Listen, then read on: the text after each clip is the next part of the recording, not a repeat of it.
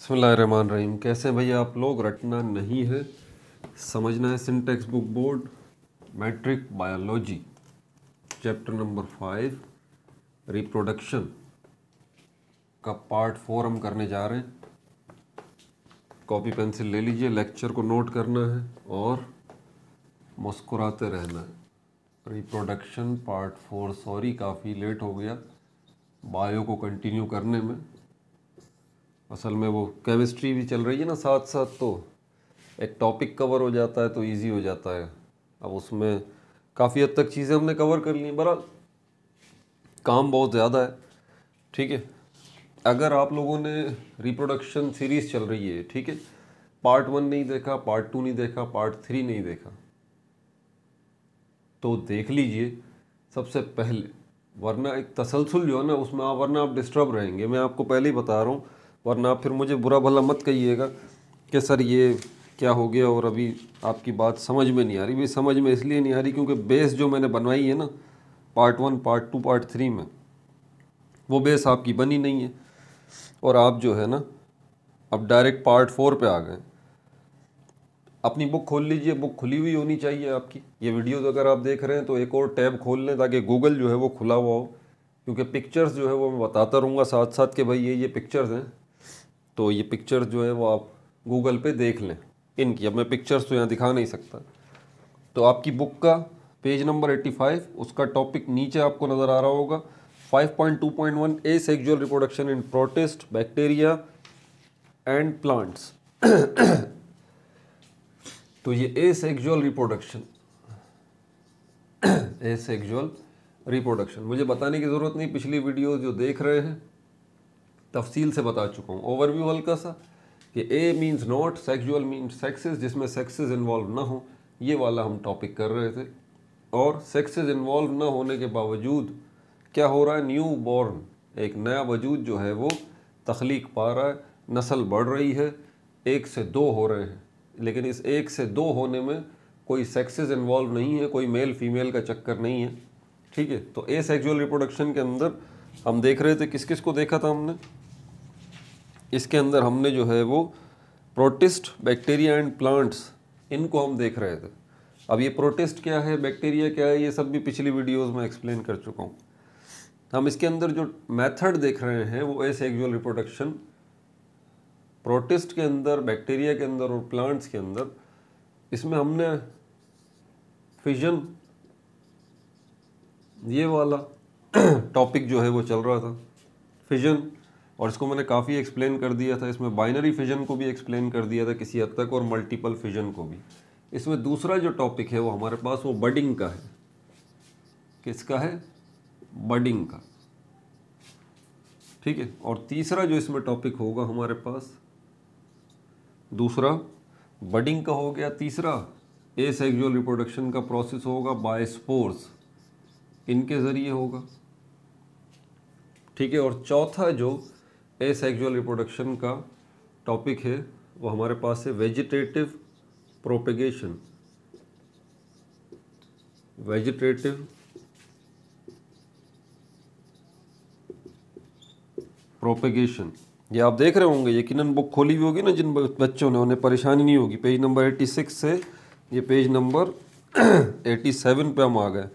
Vegetative propagation जो है वो काफ़ी बड़ा टॉपिक है, और इसके अंदर ये नेक्स्ट पेज पे भी आ जाए, पेज नंबर 87 से पेज नंबर 88 पे आ जाए, तो यहीं पे आपको वेजिटेटिव प्रोपेगेशन और आर्टिफिशियल प्रोपेगेशन वाले 2 कॉलम्स भी नज़र आ रहे होंगे, तो उनको भी हम डिस्कस करेंगे इसी के अंदर। फिर उसी के नीचे जो टॉपिक है vegetative propagation in plants through stem, suckers and leaves, page number 88 से ही आगे चल रहा है, by stem, by leaves, by suckers. और उसके बाद आखिरी टॉपिक इसके बाद methods of artificial vegetative propagation है, यानी कि वेजिटेटिव प्रोपेगेशन में के मेथड हैं आगे। इसमें कटिंग आ जाता है, कटिंग के बाद ग्राफ्टिंग आ जाता है, क्लोनिंग, टिश्यू कल्चर टेक्नोलॉजी ये आ जाता है, और उसके बाद हमारे पास एक और मेथड आता है जिसको वेजिटेटिव प्रोपेगेशन तो हमें नहीं कहना चाहिए, एक अलग मेथड है जिसको हम कहते हैं एपोमिक्सिस। ये पार्थिनोजेनेसिस की ही एक टाइप है, ये भी एसेक्सुअल रिप्रोडक्शन ही है। यानी कि आप क्या सीखने जा रहे हैं, आप ये देखने जा रहे हैं कि हमारी ज़मीन के ऊपर जितने लिविंग थिंग्स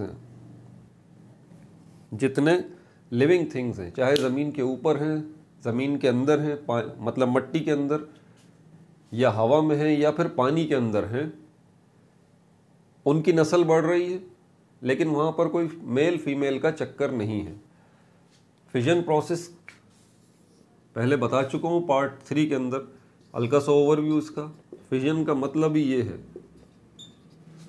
क्या है इसका मतलब है स्प्लिटिंग प्रोसेस है। स्प्लिटिंग का मतलब है ब्रेक हो जाना, ब्रेक डाउन हो जाना, ब्रेक हो जाना। वो जो लिविंग बॉडी है, ब्रेकिंग डाउन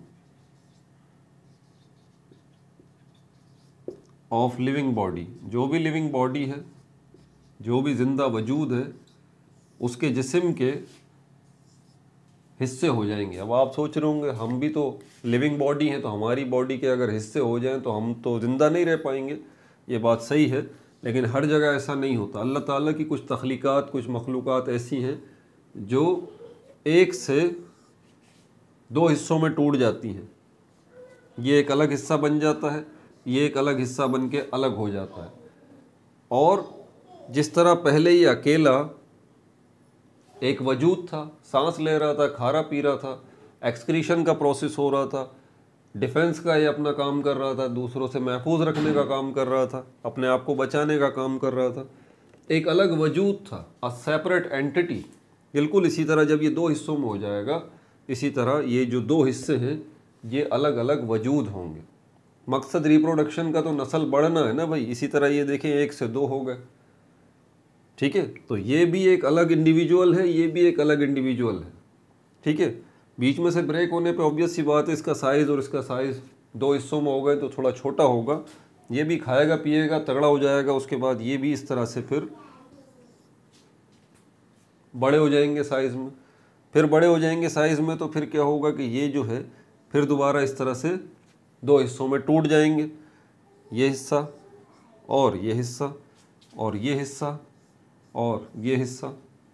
फिर इन हिस्सों के भी साइज़ छोटे होंगे, फिर ये भी खाएंगे पिएंगे और बड़े हो जाएंगे। इस तरह देखें ये बढ़ते रहेंगे बढ़ते रहेंगे। ये लिविंग थिंग्स जो बढ़ रहे हैं, नस्ल इनकी बढ़ रही है, इसको क्या कहते हैं? इसी को तो रिप्रोडक्शन कहते हैं भाई।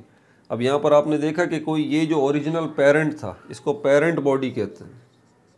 ये याद रखिएगा, ये टर्म बहुत बायोलॉजी में इस्तेमाल होती है। ये पेरेंट बॉडी है, ये पेरेंट इंडिविजुअल है। और उसके बाद ये जो दो बने थे, इनको क्या कहते हैं? इनको डॉटर पार्ट्स कहा जाता है इनको। आप इनको डॉटर पार्ट्स कह लें या डॉटर सेल्स तो नहीं कह सकते, ठीक है, सेल भी कह सकते हैं, डॉटर सेल्स। वजह क्या है ये भी बता देता हूँ अभी कि ये किन में देखा जाता है। बहरहाल ये सब चीज़ें हम पहले भी डिस्कस कर चुके हैं, थोड़ा सा ओवरव्यू ले रहे हैं।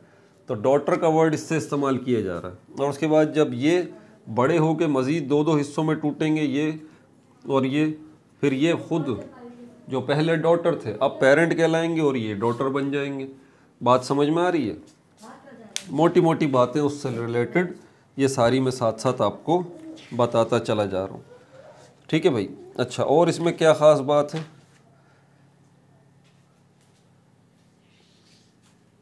ख़ास बात इसके अंदर मज़ीद ये है कि ये फिजन या स्प्लिटिंग का प्रोसेस जो होता है, मिटा दूँ इसे, ये फिजन या स्प्लिटिंग का जो प्रोसेस होता है, इसमें दो टाइप्स होती हैं।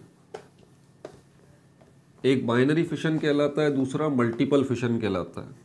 यानी कि बाइनरी फिशन का मतलब होता है टू, नोट्स में डाल लीजिए, टाइप्स ऑफ फिजन। दो टाइप्स हैं, एक बाइनरी फिजन जो कि अभी हमने डिस्कस किया है, बाय बाय, इसका मतलब ही टू होता है। बाइनरी फिजन यानी कि दो हिस्सों में टूट जाना, जो कि अभी हमने देखा है। दूसरी टाइप्स जो फिजन की है वो है मल्टीपल फिजन। जी, ऐसा भी होता है जैसे कि बम ब्लास्ट होता है, एक बॉडी, पूरी लिविंग बॉडी जो है वो फट जाती है मुख्तलिफ पीसेस में। आपको यकीन नहीं आ रहा होगा लेकिन ये हकीकत है। मल्टीपल का मतलब ही ये होता है एक से ज़्यादा। तो मल्टीपल फिजन में क्या होता है, बाइनरी फिजन तो अभी मैं आपको दिखा चुका हूँ, दो हिस्सों में जो डिवाइड हो जाता है एक लिविंग बॉडी। मल्टीपल फिजन में ये होता है कि एक लिविंग बॉडी जो है वो कई हिस्सों में डिवाइड हो जाती है और हर हिस्सा जो है वो उसका टूट फूट के ये जो अलग हुआ है ये एक अलग अलग इंडिविजुअल होता है, अलग अलग वजूद होता है। जिस तरह ये ओरिजिनल था, तो ये पेरेंट हैं, ये सारे डॉटर्स हैं। तो मल्टीपल का मतलब एक से ज़्यादा हुआ ना, एक से ज़्यादा दो भी हो सकते हैं, चार भी हो सकते हैं, छः भी हो सकते हैं, आठ भी हो सकते हैं। ये सब के सब जो हिस्से नज़र आ रहे हैं आपको, ये अब हिस्से नहीं है इसके, बल्कि ये अलग अलग वजूद हैं, लिविंग बॉडीज़ हैं, इंडिपेंडेंट सेपरेट एंटिटी हैं, अलग वजूद हैं ये। तो ये भी फिर क्या करेंगे, ये भी खाएंगे पिएंगे और फिर फाइनली इस जैसे साइज़ के ये हो जाएंगे बड़े बड़े, ये जो छोटे छोटे नज़र आ रहे हैं। फिर ये भी या तो बाइनरी फिजन का शिकार होंगे, इस तरह से दो हिस्सों में दो बन जाएंगे, या फिर मल्टीपल फिजन होगा, ये दो से ज़्यादा बन जाएंगे। इसकी एग्जांपल हमारे पास क्या है, बैक्टीरिया की है। अगर आप बुक यकीनन आपने खोली हुई होगी, बैक्टीरिया, बैक्टीरिया प्लूरल वर्ड है, बैक्टीरियम हम कहेंगे, बैक्टीरियम जो है वो सिंगुलर वर्ड है, क्योंकि एक एग्जांपल दी जा रही है बैक्टीरिया की। इस तरह का बैक्टीरिया होता है और ये प्रोकैरियोट है बैक्टीरिया। अब मुझे बताने की ज़रूरत नहीं, पिछली 3 वीडियोस में तफसील से बता चुका हूँ, जिनमें ट्रू न्यूक्लियस नहीं होता। ठीक है, न्यूक्लियस नहीं होता, बल्कि उनके न्यूक्लियस के अंदर जो जेनेटिक मटेरियल होता है, जो डीएनए आरएनए होता है, जिसको जेनेटिक मटेरियल कहते हैं, क्रोमोसोम्स, जीन्स, ये वो सब अला बला जो कुछ भी न्यूक्लियस के अंदर होता है, इनका एक ही नाम होता है, इसको जेनेटिक मटेरियल कहते हैं। तो ये जेनेटिक मटेरियल जो धागों जैसा है, ये ऐसे ही इसमें बिखरा हुआ है। उसके बाद फिर क्या होगा कि यहाँ पर जो है वो ये क्या हो जाएगा, दो हिस्सों में टूट जाएंगे इस तरह से, ये अलग हो जाएंगे। समझ आ गई बात? अच्छा, अब इसको मिटा दूं। इसकी मोटी मोटी ख़ास बातें मैं अभी और यहाँ लिख देता हूँ।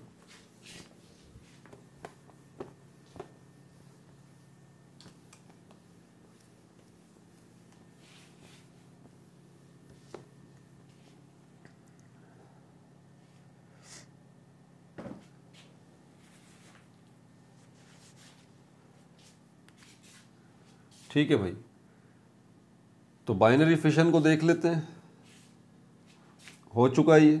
अच्छा, इसमें एग्जाम्पल है बैक्टीरिया की, इससे रिलेटेड जो भी इंफॉर्मेशन है वो मैं आपको बता देता हूँ। बैक्टीरिया जो है वो अपनी नस्ल का इजाफा करते हैं, कौन से प्रोसेस से, फिजन प्रोसेस से। और फिजन में कौन सा, बाइनरी भी हो सकता है, मल्टीपल भी हो सकता है। यहाँ पर एक टर्म इस्तेमाल की गई है, जब फेवरेबल कंडीशंस होती हैं, फेवरेबल कंडीशंस। इसका क्या मतलब है, इसका मतलब ये है कि हालात, ऐसे हालात जिसके अंदर जो है वो बैक्टीरिया समझता है कि हाँ भाई अब मुझे अपने रिप्रोडक्शन का प्रोसेस जो है वो शुरू कर देना चाहिए। वो कौन कौन से, नोट्स में डाल लीजिए, 3 हालात हैं। ठीक है, न्यूट्रिशन, न्यूट्रिशन का मतलब होता है खाना पीना। ऑब्वियस सी बात है, बैक्टीरिया को ठीक खाना पीना मिलेगा।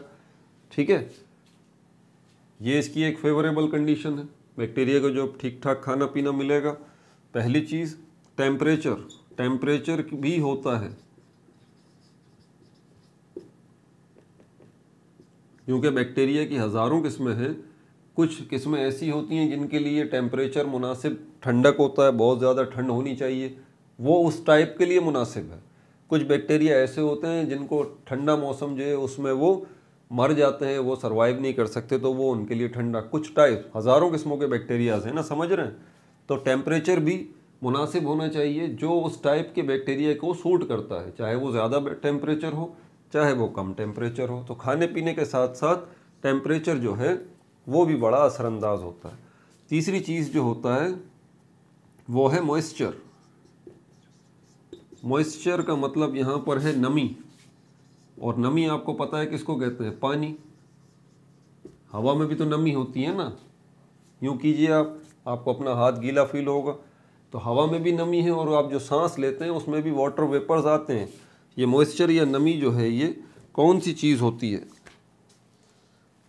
ये मॉइस्चर या नमी जो है ये कौन सी चीज़ होती है, ये वाटर वेपर्स होते हैं, वाटर वाटर वेपर्स होते हैं। समझ में आ रही है बात? कोई परेशानी?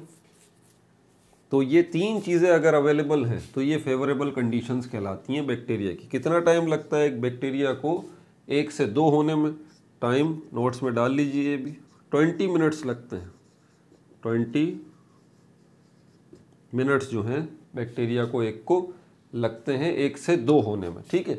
और उसके बाद जब 1 से 2 हो जाएंगे तो उन 2 को 20, अब देखें 1 से 2 हो गए ना, इस 1 को जो है वो 2 होने में 20 मिनट्स लगे।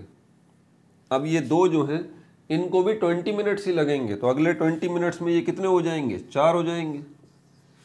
अगले 20 मिनट्स में कितने हो जाएंगे? 8 हो जाएंगे। समझ आ रही है बात? इस तरह से इनकी तादाद में इजाफा होता रहेगा, ठीक है भाई।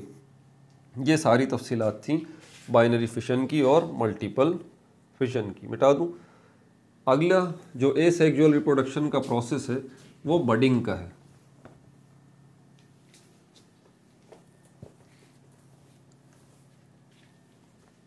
बडिंग वर्ड बड से निकला है, ठीक है। ये फूल जो होता है, फूल का तो सबको पता होगा, फूल को क्या कहते हैं इंग्लिश के अंदर? फूल को जो है वो हम कहते हैं अपना, क्या कहते हैं? फ्लावर कहते हैं, ठीक है। क्या कहते हैं? फ्लावर कहते हैं फूल को, फ्लावर। अच्छा, ये तो पता है। कली को क्या कहते हैं? अब आप बोलेंगे सर कली कुछ इस तरह की होती है, ठीक है, मिसाइल टाइप की, देखी होगी। खिलता हुआ फूल होगा उसको फ्लावर कहते हैं, बंद जो होती है वो उसको क्या कहते हैं? कली कहते हैं। मैं ज़रा कैमरा चेक कर लूँ कहीं जूम इन आउट तो नहीं हो रहा। हाँ, एहतियातन मैंने चेक कर लिया। इस कली को जो है वो इंग्लिश में बर्ड कहा जाता है।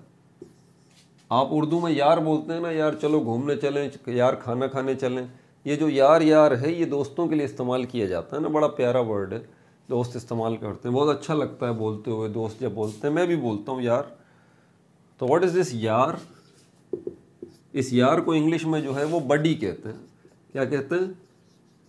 बडी कहते हैं। ये बडी वर्ड जो निकला है बड़ा खूबसूरत मतलब है, ये इसी बर्ड से निकला है। किससे निकला है? इसी बर्ड से निकला है। और बर्ड का क्या मतलब है? कली।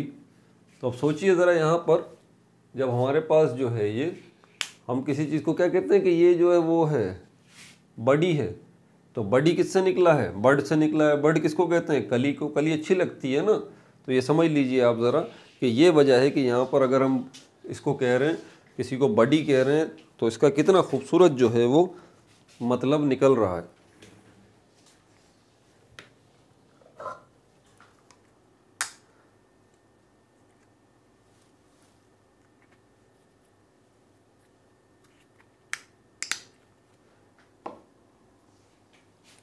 फ़ैन ऑफ है भाई, ठीक है, आपको पता है फ़ैन जो है वो ऑफ़ करके रखता हूँ मैं ताकि आवाज़ सही आए।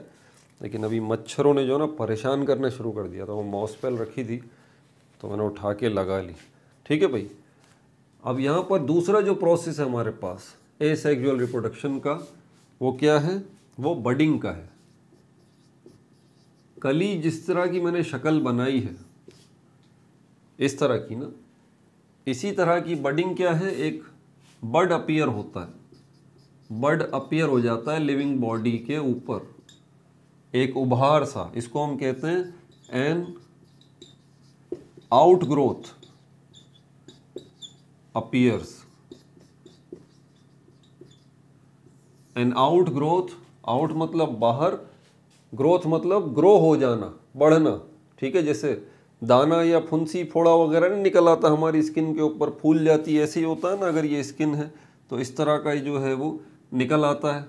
What is this? This is out growth, बाहर की तरफ जो ग्रोथ हो रही है। समझ में आ रही है बात? This is called out growth. तो ये बड जो है, ये आउट ग्रोथ जो है जो निकलती है, आपको नहीं लगता ये कली से कुछ, बड से कुछ मिलती जुलती है? तो एग्जैक्टली यही होता है। तो एक लिविंग बॉडी है, उसमें क्या होता है? उसमें आउट ग्रोथ होती है एक, ठीक है, आउट ग्रोथ निकलती है, यानी कि एक बड निकलती है। मिसाल के तौर पर यीस्ट, फंजाई का मैं आपको पिछली वीडियोस में तफसील से बता चुका हूँ। फंजाई जो है ये उसकी माइक्रोस्कोपिक किस्म है। यीस्ट जिसको कहते हैं, इसको कहते हैं उर्दू में खमीर। ये खमीरी रोटी जो आप खाते हैं ना, तंदूरी नान वगैरह, ठीक है, बाज़ार में भी मिलता है यीस्ट या खमीर, ये यूनिसेलुलर फंजाई है, ठीक है। और इसी खमीर, इसी यीस्ट को है, ये क्या है, इसकी शक्ल में बना देता हूँ, ये देख लीजिए, ये जो यीस्ट का एक सेल है, इसमें यहाँ से आउटग्रोथ निकलेगी, अगली पिक्चर में देखें, यहीं पे आउटग्रोथ बना देता हूँ, ये जगह मिटा रहा हूँ और ये आउटग्रोथ निकल गई। यही आउटग्रोथ जो है वो बड़ी हो जाएगी इस तरह से, और फिर क्या होगा, यही आउटग्रोथ जो है वो अलग हो जाएगी, यहाँ से टूट जाएगी। इसको यहाँ पर वर्ड इस्तेमाल किया गया डिटैच।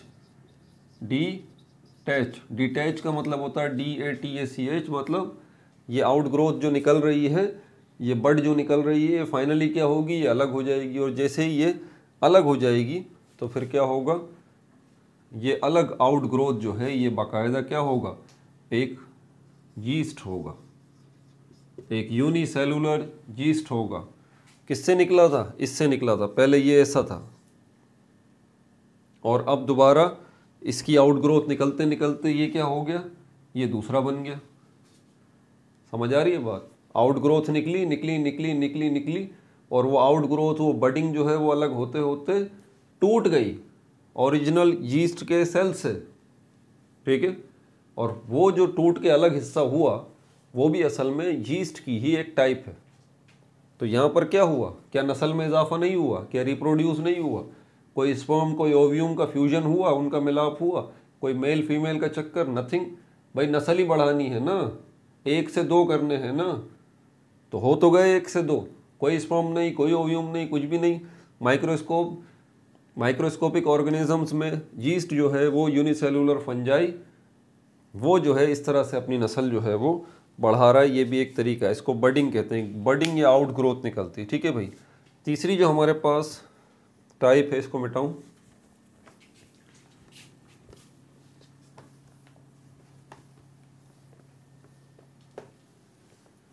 वो है स्पोर्स की, बाय स्पोर्स। स्पोर्स के ज़रिए भी जो है वो क्या होता है, तीसरी हमारे पास एसेक्सुअल रिप्रोडक्शन की टाइप आ जाती है, बाय स्पोर्स। अगर किसी बच्चे से मैं पूछता हूँ कि भाई अगर आपको जो है वो प्लांट लगाना है, कोई दूसरा कोई नया प्लांट आप लगाना चाहते हैं, ये नॉर्मली इतनी कोई मुश्किल बात नहीं है, तो बच्चा बता देगा कि हाँ सर प्लांट लगा सकते हैं। कैसे लगाओगे भाई, वो बता देगा सर सीड के ज़रिए। सीड, मिसाल के तौर पर अगर खजूर का प्लांट लगाना है, डेट ट्री, तो डेट ट्री या खजूर के प्लांट के लिए क्या चाहिए, सीड चाहिए, जिसको गुठली कहते हैं। उसको क्या करेंगे, मिट्टी में दबा देंगे, पानी देंगे, उसी सीड से क्या होगा, एक बेबी प्लांट जो है वो निकलेगा और फाइनली वो बेबी प्लांट जो है वो बड़ा होगा, फोटोसिंथेसिस का प्रोसेस होगा, वो खाएगा पिएगा और फाइनली वो एक ट्री में कन्वर्ट हो जाएगा। उसी ट्री से फिर क्या होगा, और डेट्स या खजूरें निकलेंगी। एक खजूर को आप लेके उसकी गुठली निकाल के फिर ज़मीन में डाल दीजिए, उससे नया जो है वो प्लांट निकल आएगा, किसका, खजूर का। तो यहाँ तक तो बात समझ में आ गई। इसका मतलब ये हुआ कि अगर प्लांट्स की नस्ल हमें बढ़ानी है तो हमें सीड्स चाहिए, यही बात है ना। ये बात नहीं है, सिर्फ सीड्स की मदद से ही आप प्लांट्स की नस्ल को नहीं बढ़ा सकते, ठीक है। बहुत सारे ऐसे प्लांट्स भी हैं जिनमें सीड्स जो हैं वो प्रोड्यूस ही नहीं होते, सीड बनते ही नहीं हैं जी। बहुत सारे प्लांट्स हैं जिनमें सीड होते ही नहीं है। तो सीड होते नहीं है तो हमारे जहन में क्वेश्चन अराइज होता है। फिर मैं भी सोचता था यार मैं सीड तो है नहीं इसके अंदर, फिर ये नया प्लांट कहाँ से आता होगा, सोचने की बात है, क्योंकि हमने तो देखा था सीड मट्टी में डालेंगे, पानी देंगे, उससे न्यू प्लांट निकलेगा। आगे पढ़ते गए तो फिर पता चला कि कुछ प्लांट्स ऐसे होते हैं जो कि सीड प्रोड्यूस नहीं करते बल्कि स्पोर्स प्रोड्यूस करते हैं। ये स्पोर्स जो हैं वो सीड से मिलते जुलते ही होते हैं। फ़र्क सिर्फ यहाँ पर इतना सा है, जब आप सीड की बात करते हैं तो आपके पास 2 केसेस होते हैं। कौन से 2 केसेस होते हैं, या तो फ्रूट होगा, जैसे कि अभी मैंने कहा फ्रूट किसको कह रहा हूँ, ये खजूर जो है आप खा रहे हैं, ये क्या है, फ्रूट है ना। और इसके अंदर क्या है, इसके अंदर ये गुठली है, यानी कि इस गुठली क्या है, इसी को सीड कहेंगे। तो मतलब सीड जो है उसके साथ फ्रूट की मौजूदगी। ऐसे सीड भी मिलता है आपको, और सीड आपको विदाउट फ्रूट भी मिलते हैं, यानी कि ऐसे प्लांट भी हैं जिनमें फ्रूट होता ही नहीं है, डायरेक्टली वहाँ से सीड्स जो हैं वो प्रोड्यूस होते हैं। समझ में आ गई बात? तो आपको प्लांट फ्रूट की तकलीफ नहीं करनी पड़ेगी उसमें, वो जो प्लांट है बस उससे सीड लें, क्योंकि सीड ही प्रोड्यूस हो रहे हैं, आप उनको ज़मीन में लगा दीजिए और उससे क्या होगा, न्यू जो है वो प्लांट्स निकलना शुरू हो जाएंगे। तो सीड जो है वो फ्रूट के अंदर है, या सीड जो है वो विदाउट फ्रूट है, फ्रूट है ही नहीं। अब ये बात तो तय हो गई, चलें ठीक है, फ्रूट है या फ्रूट नहीं है, सीड पैदा हो रहे हैं फ्रूट्स के अंदर या बगैर फ्रूट्स के सीड पैदा हो रहे हैं। एक बात तय है कि सीड जो है वो बन किससे रहा है, स्पर्म और ओव्यूम के मिलने से, ओव्यूम या ओवा। बच्चे सो बोल रहे होंगे स्पर्म और ओव्यूम क्या है भाई, इसीलिए कह रहा हूँ पार्ट 4 है, पार्ट 1 देखें, पार्ट 2 देखें, बड़ा मज़ा आएगा आपको, बहुत ज़बरदस्त इन्फॉर्मेशन है उसके अंदर। पार्ट 3 देखें रिप्रोडक्शन का तो पता लग जाएगा। ये भी सेक्स सेल्स हैं, ये भी सेक्स सेल्स हैं, ये मिलेंगे आपस में, ये सेल्स हैं, ये सेल्स हैं, इनको सेक्स सेल्स कहते हैं, ये आपस में मिलेंगे, इनकी फ्यूजन होगी और एक यूनाइटेड सेल बनेगा जिसको जायगोट कहते हैं। फ्रॉम फीटस टू जायगोट, पिछली वीडियो में सब बताया। और वो जायगोट जो बनेगा उससे आगे जाके फिर क्या बनेगा, उससे सीड बनेगा। क्लियर हो गई ये बात? स्पोर्स के साथ ऐसा कोई चक्कर नहीं है, ये भी किन से आ रहे हैं, ये भी प्लांट से ही आ रहे हैं, ये भी प्लांट से ही आ रहे हैं। बड़े बड़े ट्रीज हैं जिनमें कोई फ्रूट ही नहीं है, फ्रूट नहीं है तो सीड भी नहीं है, और अगर फ्रूट नहीं भी है कुछ में तो बगैर फ्रूट के भी सीड होते हैं, मैंने अभी बताया, तो सीड ही प्रोड्यूस नहीं हो रहे उसमें, लेकिन उनकी नस्ल बढ़ रही है। ठीक है, एक प्लांट से दूसरा प्लांट बन रहा है तो कुछ तो प्रोड्यूस कर रहे होंगे, वो स्पोर्स प्रोड्यूस कर रहे हैं। स्पोर्स वो चीज़ हैं, वो बॉडीज़ हैं प्लांट्स के अंदर जो बगैर sperm, without fusion of sperm, इनको सेक्स सेल्स कह दें बस, सेक्स सेल्स, सेक्स सेल्स के मिलाप के बगैर बनते हैं ये। और सीड जो है उनके लिए सेक्स सेल्स का मिलाप होना ज़रूरी है, स्पर्म्स एंड ओव्यूम्स का मिलना ज़रूरी है। ठीक है भाई? तो अगर यहाँ पर कुछ सेक्स सेल्स का मिलाप ही नहीं हो रहा, फ्यूजन ही नहीं हो रही, जायगोट बन ही नहीं रहा, तो फिर ये जो है वो चीज़ स्पोर्स सीड से ही मिलती जुलती है, बल्कि सीड से मिलती जुलती नहीं है, बहुत फ़र्क है इसके अंदर, इसमें और सीड आपको आप देख भी सकते हैं काफ़ी बड़ा होता है। ये तो बिल्कुल इस तरह से होते हैं जैसे चौक है ना, चौक बोर्ड पे लिखने के लिए, चौक का पाउडर कर लीजिए, चौक के ज़र्रात होते हैं, या सर्दियाँ अभी गई हैं अभी भी हैं, धूल मट्टी होती है, ठीक है, तो चौक है उसके ज़र्रात जो हैं कितने डॉट बारीक बारीक बारीक बारीक बारीक बारीक ऐसे होते हैं, ये इतने छोटे छोटे से इतने लाइट होते हैं, हवा में उड़ जाते हैं, इधर उधर बिखर जाते हैं, और जहाँ जाके ये स्पोर गिरते हैं वहाँ से क्या होता है, न्यू प्लांट जो है वो एक निकल आता है। क्लियर हो गई ये बात? इसको कहते हैं स्पोर्स की मदद से। अब ये किन किन के अंदर होता है, ये सिर्फ प्लांट्स में ये काम नहीं हो रहा कि सिर्फ प्लांट्स ही स्पोर्स प्रोड्यूस नहीं कर रहे, फंजाई भी भाई स्पोर्स प्रोड्यूस करते हैं। ठीक है, इसके अलावा एलजी जो है वो भी स्पोर्स प्रोड्यूस करते हैं। फंजाई क्या है, एलजी क्या है, वही बात पिछली 2-3 वीडियोस के अंदर रिप्रोडक्शन के ही पार्ट में तफसील से किंगडम्स को भी डिस्कस कर चुका हूँ, ये हो चुका है भाई। एक बॉडी होती है प्लांट में या फंजाई में या एलजी में, ठीक है, एक बॉक्स होता है, एक डब्बा होता है जिसके अंदर ये स्पोर्स भरे हुए होते हैं। जैसे ये सीड अभी आपने देखा ना, सीड किसके अंदर होता है, फ्रूट के अंदर होता है, बिल्कुल इसी तरह एक बॉक्स, एक डब्बा सा होता है, एक बॉडी होती है जिसके अंदर ये स्पोर्स जो है वो भरे हुए होते हैं। उनका नाम भी, उसका नाम भी आप नोट कर लीजिए, उसको हम कहते हैं स्पोरेंजियम। एमसीक्यूज़ में नॉर्मली ये क्वेश्चंस पूछ लिए जाते हैं, बताइए भाई ये स्पोर्स कौन जिस बॉडी के अंदर बनते हैं उसको क्या कहा जाता है, स्पोरेंजियम इसको कहा जाता है, स्पोरेंजियम। आसान डेफिनेशन इसकी है, spore producing body, spore producing bodies. इसका सिंगुलर जो है वो स्पोरेंजिया है, स्पोरेंजिया। जी हाँ, सॉरी प्लूरल। ग्रीक लैंग्वेज के अंदर आखिर में ए आता है ना, तो ये प्लूरल होता है, जैसे बैक्टीरिया, डेटा। समझ में आ रही है बात? इंग्लिश लैंग्वेज में तो आखिर में एस लगता है, कैट, कैट्स, तो ये ए आ रहा है मतलब ये प्लूरल है। स्पोरेंजियम ये सिंगुलर है। क्लियर हो गई भाई बात ये? अच्छा, अब आगे चलते हैं, और क्या है इसके अंदर। हवा के ज़रिए मुंतशिर हो जाते हैं ये, और इसकी ख़ास बात स्पोर्स की, इसकी एक कवरिंग होती है, प्रोटेक्टिव कवरिंग, ठीक है, प्रोटेक्टिव कवरिंग, प्रोटेक्टिव कवरिंग। क्योंकि भाई देखिए, ये अगर हवा में उड़ के इधर उधर जाएगा स्पोर, और इसने जाके एक न्यू प्लांट या न्यू एल्गी या न्यू फंजाई को जन्म देना है, तो क्या अल्लाह ताला ने इस स्पोर की प्रोटेक्शन की हिफाजत के लिए कोई काम नहीं किया होगा? ये हवा में इधर उधर उड़ रहा है तो गिरेगा भी, हवा के ज़रिए इधर उधर टकराएगा भी, बाहर टेम्परेचर भी हो सकता है बहुत ज़्यादा शदीद हो, ठीक है, हो सकता है बारिश बहुत ज़्यादा हो रही हो, बारिश तो चलो इसके लिए फ़ायदेमंद है, लेकिन शदीद टेम्परेचर है, बहुत ज़्यादा गर्मी पड़ रही है, अगर सनलाइट, धूप बहुत तेज़ है, तो ये तो ख़राब हो जाएगा, एक्सपायर हो जाएगा। तो इसकी हिफाजत के लिए अल्लाह ताला ने इसको कवर्ड कर रखा है, ठीक है, एक प्रोटेक्टिव कवरिंग में, जिसको क्या बोलते हैं, उसको वॉल बोलते हैं, ठीक है।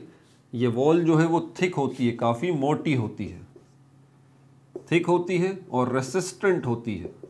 रेसिस्टेंट का मतलब होता है मुज़ाहिमत करने वाला, मुज़ाहिमत करने वाला मतलब मुकाबला करने वाला, इतनी आसानी से टूट फूट का शिकार नहीं होने देगा, इसको हम कहते हैं रेसिस्टेंट। रास्ता रोकने वाला, किन चीज़ों का रास्ता रोकेगा? ये वॉल किन चीज़ों का रास्ता रोक रही है? शदीद गर्मी का, शदीद टेम्परेचर का, ठीक है, और इधर उधर गिरने की वजह से जो इसको चोट लगेगी, हिट लगेगी, इससे ये स्पोर डैमेज भी हो सकता है, तो ये डैमेज भी नहीं हो पाएगा इसी वॉल की वजह से, इसी प्रोटेक्टिव कवरिंग की वजह से, ठीक है भाई। आगे चलते हैं, चौथा टॉपिक हमारा वेजिटेटिव प्रोपेगेशन का है। मिटा दो इसको, ये बहुत तवील टॉपिक है, वेजिटेटिव प्रोपेगेशन। इसमें काफ़ी डिटेल्स हैं, ठीक है, इसमें सारे मेथड्स हैं, उनको हम डिस्कस करेंगे वन बाय वन।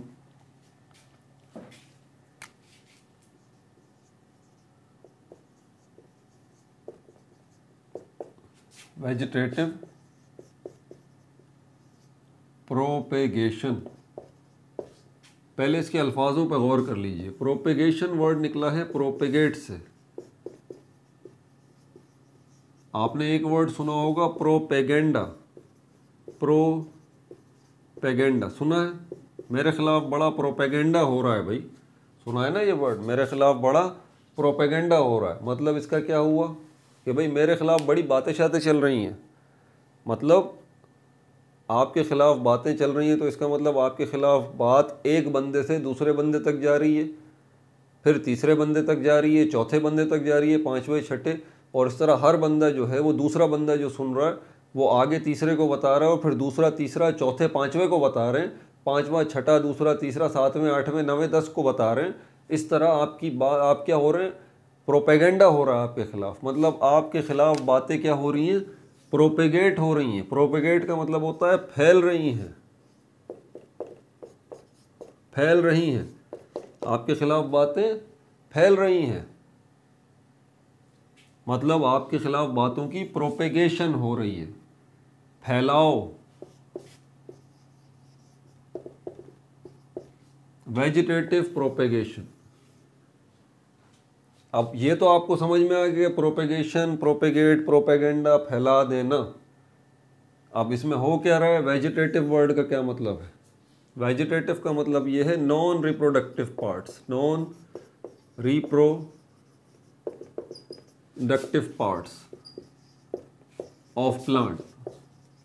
भाई सही तरह नज़र नहीं आ रहा तो सुन के लिख लीजिएगा, non reproductive parts of plant, plant के वो हिस्से जो नॉन रिप्रोडक्टिव है, मतलब उनका रिप्रोडक्शन से कोई ताल्लुक नहीं है। अब आपके जहन में सवाल आ रहा होगा, सर प्लांट में रिप्रोडक्शन पार्ट, मैं रिप्रोडक्शन पार्ट की बात कर रहा हूँ। आपको पता है इंसानों के अंदर भी रिप्रोडक्टिव पार्ट होता है, ठीक है, और मर्दों में और औरतों में, दोनों में रिप्रोडक्टिव पार्ट होता है। आपकी बॉडी का वो ऑर्गन जो कि रिप्रोडक्शन से मुताल्लिक है, चाहे वो मेल हो या फीमेल हो, मौजूद है। इसी तरह जानवरों के अंदर भी, ठीक है, रिप्रोडक्टिव पार्ट जो है वो मौजूद है, ठीक है, कुत्ते, बिल्ली वगैरह, गाय, भैंसे, सब में ये रिप्रोडक्टिव पार्ट जो है ये मौजूद है। उनकी मादा में भी, उनके नर में भी, उनके मेल में भी, उनके फीमेल में भी। लेकिन प्लांट्स की जब आप बात करते हैं तो यहाँ कोई रिप्रोडक्टिव पार्ट है क्या? बिल्कुल है भाई। फ्लावर, ये जो खूबसूरत फूल है ना, फूलों का इस्तेमाल करते हैं। अब ये फूल जो है आपको पता होना चाहिए, ये फूल जो है वो प्लांट का रिप्रोडक्टिव पार्ट है। लीव्स भी तो हैं प्लांट में, क्या क्या है? लीफ है, पत्ता है, स्टेम है, तना है, और क्या है? रूट्स, जड़ें हैं, और उसके बाद क्या है? यही मेन चीज़ है ना, ब्रांचेस आ जाती हैं। ये लीफ जो है नॉन रिप्रोडक्टिव पार्ट है, स्टेम क्या है? नॉन रिप्रोडक्टिव पार्ट है। नॉन रिप्रोडक्टिव पार्ट इनका आमतौर पे इनका लीफ का, पत्तों का, स्टेम का, रूट्स का या ब्रांचेस का पौधों की नस्ल बढ़ाने से कोई लेना देना नहीं होता। इनका कोई काम नहीं है, इनके दूसरे काम है। लीफ का काम है पौधे के लिए, प्लांट के लिए खाने की तैयारी, ठीक है। यहाँ फोटोसिंथेसिस का प्रोसेस होता है और उसके नतीजे में फूड बनता है जिसको ग्लूकोज कहते हैं। स्टेम जो है इसका काम होता है प्लांट को सपोर्ट देना, जो एरियल पार्ट है प्लांट का, जहाँ पर ये लीव्स और ब्रांचेस वगैरह हैं, लीव्स और ब्रांचेस एक ही कंसीडर कर लेते हैं, ये ऊपर हवा में ज़्यादा से ज़्यादा एक्सपोज रहें, ठीक है, ताकि सनलाइट इनको मिलती रहे लीव्स को। ब्रांचेस का काम भी यही है जो स्टेम का काम है बेसिकली, कि लीव्स जो मेन चीज़ है, देखिए लीव्स का काम है, ये किचन है प्लांट का, यहाँ खाना बनता है, तो लीव्स को जो है वो बिल्कुल सनलाइट के सामने होना चाहिए। तो सनलाइट के सामने लीव्स को रखने का काम ये स्टेम भी करती है और ब्रांचेस भी करती हैं। लीव्स को जो है खाना तैयार करने के लिए पानी भी चाहिए, मिनरल सॉल्ट्स भी चाहिए। तो रूट्स जो है उनका काम है पानी को इकट्ठा करना ज़मीन में से और मिनरल सॉल्ट्स को इकट्ठा करके ऊपर स्टेम में पहुंचाना और स्टेम से ब्रांचेस में पहुंचाना और ब्रांचेस से लीव्स में पहुंचाना। तो ये जो पार्ट हैं इन सब का काम जो है वो दूसरा है, खाने पीने का, सपोर्ट का, वाटर का, मिनरल सॉल्ट्स का। ऐसा तो नहीं हो रहा कि एक प्लांट से दूसरा प्लांट बन रहा हो, उसमें ये इनका कोई किरदार हो, नहीं, कोई किरदार नहीं है इनका बज़ाहिर। फ्लावर भी तो होता है स्टेम, इसके ऊपर, प्लांट के ऊपर। ये जो फ्लावर है ये असल में रिप्रोडक्टिव ऑर्गन होता है और इसका काम क्या है? इसका रिप्रोडक्शन का काम है। इसकी तफसीलात हम आगे देखेंगे। फिलहाल ये जान लीजिए कौन से नॉन रिप्रोडक्टिव पार्ट्स हैं और कौन से रिप्रोडक्टिव पार्ट्स हैं ये फ्लावर्स। वेजिटेटिव प्रोपेगेशन के अंदर हो क्या रहा है? प्लांट्स की, पौधों की नस्ल बढ़ रही है। एक प्लांट से दूसरा प्लांट आ रहा है, दूसरे से चौथा आ रहा है, चौथे से आठवां आ रहा है, आठवें से 16वां बन रहा है। आप नस्लों पे नस्लें प्लांट्स की बढ़ा रहे हैं, लेकिन किन हिस्सों की मदद से? लीव्स की मदद से, स्टेम्स की मदद से, ब्रांचेस की मदद से, रूट्स की मदद से, जिनका काम रिप्रोडक्शन का नहीं है।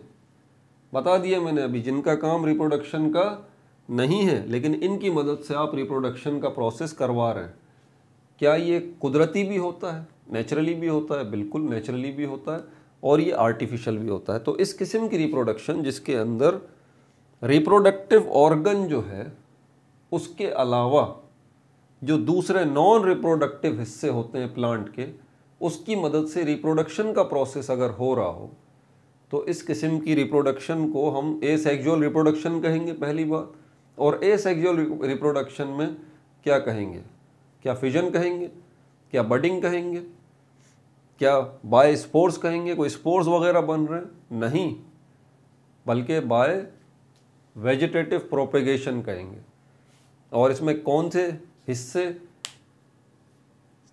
शामिल हो रहे हैं?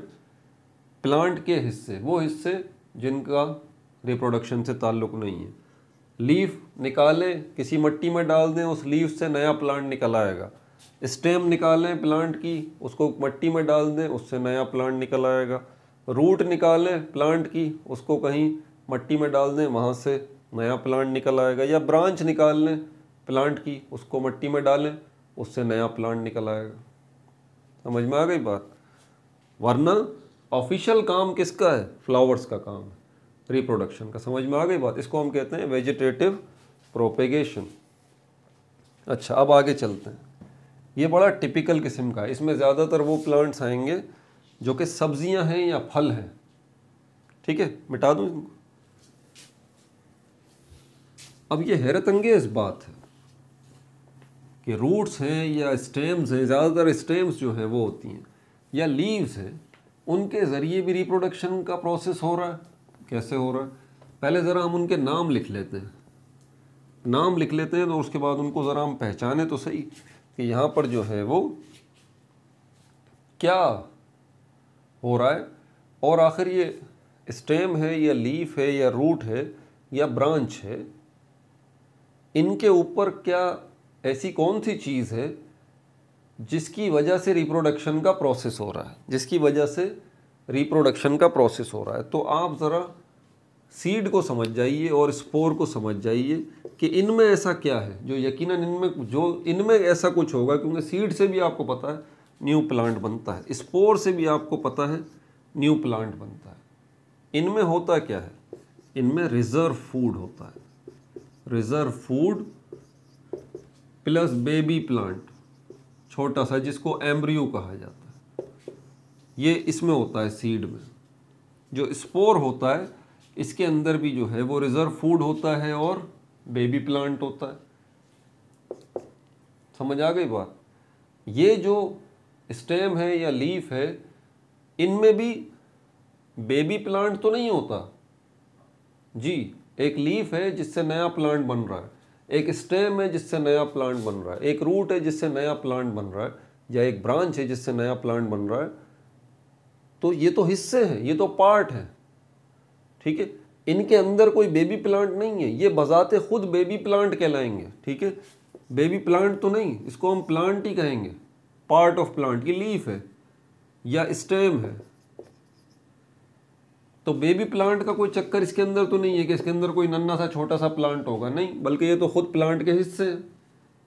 अब दूसरी चीज़ रह जाती है रिजर्व फूड। रिजर्व फूड का मतलब होता है जमा शुदा खुराक, स्टोर्ड फूड। हम क्या करते हैं, प्लांट्स क्या करते हैं, प्लांट्स जो अपना फूड तैयार कर रहे हैं लीव्स में, जिसको ग्लूकोज कह रहे हैं, तो प्लांट वो फूड जो तैयार कर रहा है तो वो सारा थोड़ी ना खा रहा है। वही फूड जो है आगे लीव्स में से निकल के ब्रांचेस के पास भी जाता है और रूट्स के पास भी जाता है। वही फूड जो है पूरी प्लांट में जाता है वो फूड, लेकिन उसके बावजूद भी वो फूड, वो ग्लूकोज जो कि प्लांट्स फोटोसिंथेसिस की मदद से बना रहे हैं, वो बहुत ज़्यादा होता है। अब ज़रूरत होती है उस फूड को स्टोर करने की। तो स्टोरेज एरियाज़ जो है ना प्लांट के अंदर, उनको क्या कहा जाता है? बड कहते हैं, BUD, बड। ये फिर आ गया, ये बड। ये क्या है? स्टोर्स हैं, स्टोर्स ऑफ फूड। ये गल्ले के गोदाम है, खालिस उर्दू में कहूँ तो गल्ले के गोदाम है, ये अनाज के गोदाम है। ठीक है, ये राशन स्टोर्स हैं प्लांट्स के पास, जिसमें बहुत ज़्यादा क्या है? फूड मौजूद है। इन्हीं कुछ सारे लीव्स में नहीं, कुछ लीव्स में ये बर्ड्स मौजूद होते हैं, कुछ स्टेम्स में ये बर्ड्स मौजूद होते हैं, कुछ ब्रांचेस में ये बर्ड्स जो हैं वो मौजूद होते हैं। बर्ड होंगे तो यकीनन उनमें स्टोर्ड फूड भी होगा। और कुछ रूट्स ऐसी होती हैं जिनमें ये बर्ड्स होते हैं। रूट्स भी हो गई, लीव्स भी हो गए, स्टेम भी हो गई, ब्रांचेस भी हो गई। तो इन सब में ये बर्ड्स जो है मौजूद होंगे। लेकिन याद रहे कि हर रूट के अंदर बर्ड नहीं होगा, हर लीफ में जो है वो बर्ड नहीं होगा, हर स्टेम में बर्ड्स नहीं होंगे, हर ब्रांच में बर्ड्स नहीं होंगे, इस बात का भी ध्यान रहे। लेकिन जिनमें होंगे उनके पास अब ये क्वालिटी है कि आप उस रूट को निकाल लीजिए, या उस लीफ को निकाल लीजिए, या उस स्टेम को निकाल लीजिए, या उस ब्रांच को निकाल के आप मिट्टी में डाल दें, पानी दें थोड़ा सा, वहाँ से न्यू प्लांट निकल आएगा। क्लियर हो गई ये बात? तो मतलब आपको चेक करना पड़ेगा कि आया इस रूट, लीफ, स्टेम या ब्रांच में बड है या नहीं है। क्लियर हो गई ये बात? अब चलते हैं आगे कि यहाँ पर कौन से ऐसे प्लांट्स हैं, ऐसे प्लांट्स को बाकायदा ग्रुप्स में डिवाइड किया गया है, पहले मैं ये बता दूंगा, ठीक है। क्योंकि ऐसे प्लांट्स जो हैं वो बहुत सारी किस्मों के हैं। क्या कहा मैंने? ऐसे प्लांट्स जो हैं वो बहुत सारी किस्मों के हैं, जिनके पास ऐसे लीव्स हैं या स्टेम्स हैं या ऐसी रूट्स हैं या ऐसी ब्रांचेस हैं। ऐसे प्लांट्स बहुत सारी किस्मों के हैं। तो हम जो है वो इनकी क्लासेस बना लेते हैं, क्लासेस या ग्रुप्स ऑफ सच प्लांट्स। ये मैंने खुद अपनी तरफ से हेडिंग बना दी है, ठीक है, आपको समझाने के लिए, ठीक है। तो हम क्या कर रहे हैं? ग्रुप्स बना रहे हैं। पहली ग्रुपिंग जो है वो रनर्स कहलाते हैं, रनर्स, ठीक है। दूसरा ग्रुप जो है उनको क्या कहते हैं? हम उनको स्टोलोन कहते हैं, स्टोलोन। अब रनर्स रनर्स में कौन कौन सी एग्जांपल्स हैं हमारे पास प्लांट्स की, वो मैं लिखूंगा आगे, ठीक है। और स्टोलोन जो है उनमें कौन कौन सी हमारे पास एग्जांपल्स हैं प्लांट्स की, उसको भी लिखेंगे। और क्या है हमारे पास? ये राइजोम्स,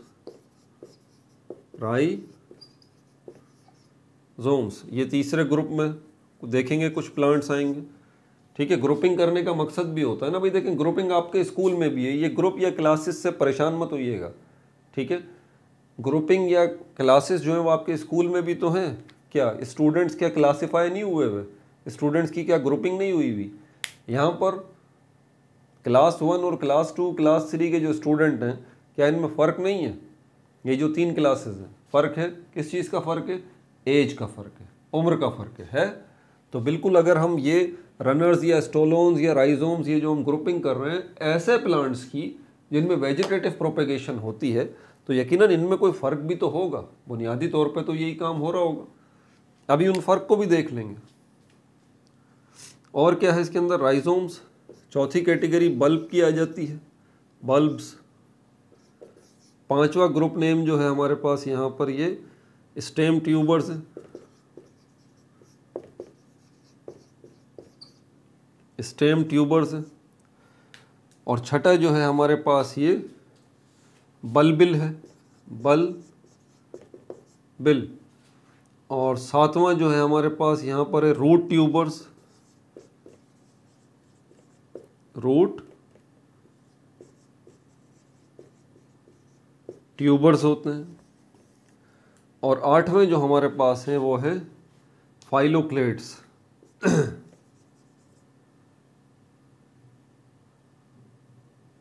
फाइलोक्लेट्स,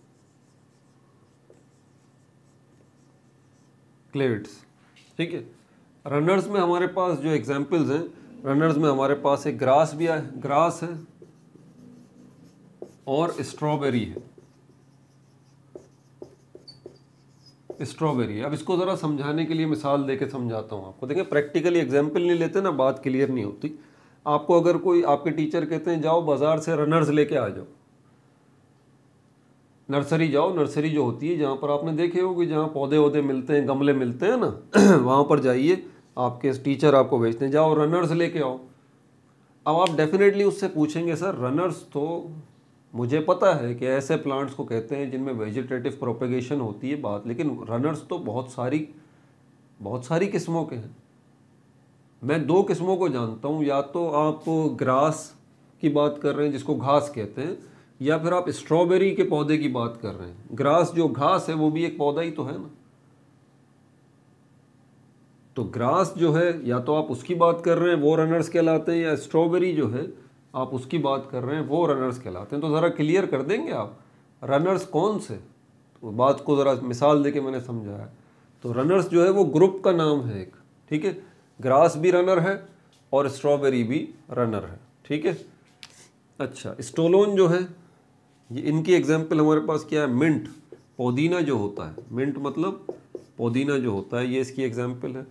राइजोम्स जो हैं इनके अंदर हमारे पास जिंजर, अदरक जो है वो आ जाती है, जिंजर, ठीक है भाई। अदरक जो है वो राइजोम्स कहलाएंगे, ठीक है। रनर्स नहीं कहलाएंगे, रनर्स नहीं कहेंगे आप उनको, स्टोलोन नहीं कहेंगे, ठीक है। वो राइजोम्स कैटेगरी में आ जाते हैं। बल्ब्स, इनके अंदर क्या आ जाते हैं? अनियन एंड गार्लिक, प्याज और लहसुन, गार्लिक मतलब लहसुन, ये किस कैटेगरी में आते हैं? ये बल्ब्स में आते हैं। स्टेम ट्यूबर्स, स्टेम ट्यूबर्स में हमारे पास कौन कौन से आते हैं? पोटैटो, आलू जो हैं वो स्टेम ट्यूबर्स कहलाते हैं। पोटैटो, आलू स्टेम ट्यूबर्स ये कहलाते हैं। बल्बिल जो हैं ये क्या कहलाते हैं? ये ब्रायोफाइलस, हमारे पास इसकी एग्जाम्पल है ब्रायोफाइलस, ठीक है। और रोड ट्यूबर्स में हमारे पास क्या है? स्वीट पोटैटो, शकरकंदी को कहते हैं। शकरकंदी खाते हैं? शकरकंदी, शकरकंदी कहते हैं कुछ लोग इसको, नहीं ये गलत बात है, शकरकंदी, शकरकंदी, इसको इंग्लिश में कहते हैं स्वीट पोटैटो। वो असल में एक रूट ट्यूबर है, स्वीट पोटैटो। स्वीट पोटैटो जो है वो रूट ट्यूबर है। उसके बाद फाइलोक्लेट्स आ जाता है। फाइलोक्लेट्स में हमारे पास जो एग्जाम्पल है वो ओपनशिया की है, ओपनशिया। डेजर्ट में आपने कैक्टस प्लांट देखा है? कैक्टस, हाँ वो देखा है, वो यूं कैक्टस जो बना हुआ होता है उसके ऊपर स्पाइंस, कांटे निकले हुए होते हैं। तो ये ओपनशिया जो है वो असल में कैक्टस की ही एक किस्म है, कैक्टस, ठीक है भाई। ये थे वो सारे ग्रुप्स। अब रनर्स की दो एग्जाम्पल मैंने बताई है, ग्रास और स्ट्रॉबेरी। स्टोलोन की एक एग्जाम्पल मैंने मिंट पुदीना बताई है। और भी बहुत सारे किस्मों के प्लांट्स हैं जो किस ग्रुप में आते हैं? स्टोलोन में आते हैं। राइजोम्स में बहुत सारे किस्मों के प्लांट्स हैं जिसमें जिंजर आ जाता है, बल्ब्स, ये वो सब कुछ। इनके अलग अलग खवास क्या हैं, इनकी अलग अलग तफसीलात क्या हैं, ये तो हम देखेंगे अपने नेक्स्ट वीडियो के अंदर, ठीक है। नेक्स्ट वीडियो ये यहाँ पर हमारे पास, अभी इसको ख़त्म करते हैं भाई। पार्ट 5 के अंदर इसकी डिटेल हम देखेंगे। इसमें हम वेजिटेटिव प्रोपेगेशन और आर्टिफिशियल प्रोपेगेशन इसको भी देखेंगे। और नीचे वो सारे मैंने नाम बताए थे, स्टेम, ये वो, कहाँ तक इंशाल्लाह नेक्स्ट वीडियो में कवर करेंगे हम। बहुत बड़ा टॉपिक है ये, जाके ख़त्म होगा एपोमिक्सिस के ऊपर, ठीक है भाई। तो अपना बहुत ज़्यादा ख्याल रखिएगा, जितना शेयर कर सकते हैं उतना ज़्यादा शेयर करें, ठीक है। No like no subscribe, only share.